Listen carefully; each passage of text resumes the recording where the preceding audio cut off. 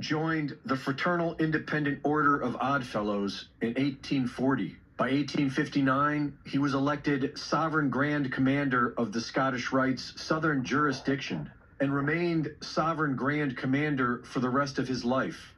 He was definitely aware of Zionism, and if this Illuminati plan is true, then his use of the word Nazi is plausible. Either way, the letter is worth a read, and the closer we get to the end game, the more accurate this letter appears to be. Albert Pike served as a brigadier general in the Confederate Army. Following the war, Pike was jailed for treason. He was quickly pardoned by a fellow Freemason, President Andrew Johnson. Among eventually becoming a 33-degree Mason and a top leader of the Ku Klux Klan, Pike was also believed to be a Luciferian. He claimed he was able to summon Lucifer at will as the Grand Master of the Order of the Palladium.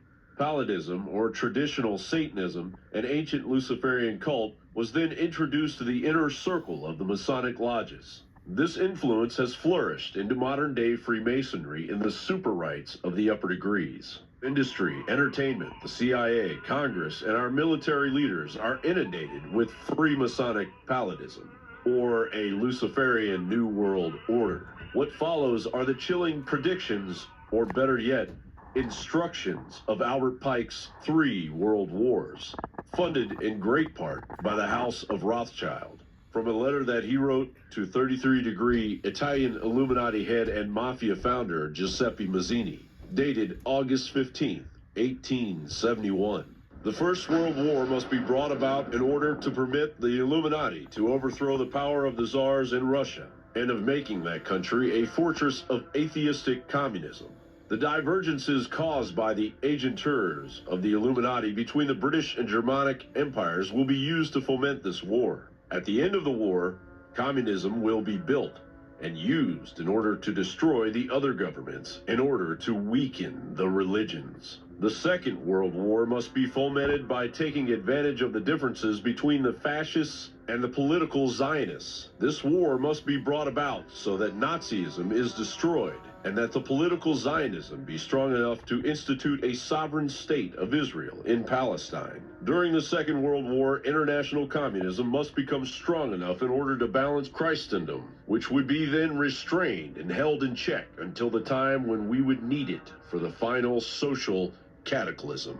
The Third World War must be fomented by taking advantage of the differences caused by the agentur of the Illuminati between the political Zionists and the leaders of the Islamic world. The war must be conducted in such a way that Islam, the Muslim Arabic world, and political Zionism, the State of Israel, mutually destroy each other.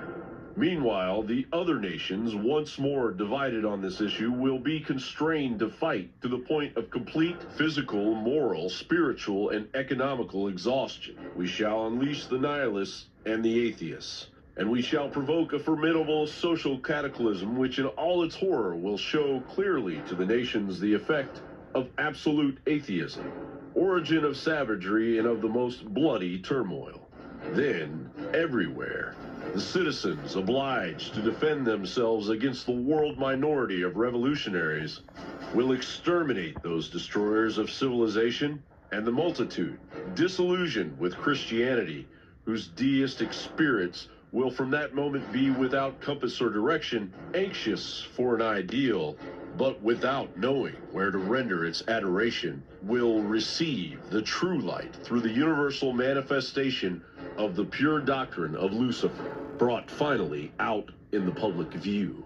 This manifestation will result from the general reactionary movement, which will follow the destruction of Christianity and atheism, both conquered and exterminated at the same time.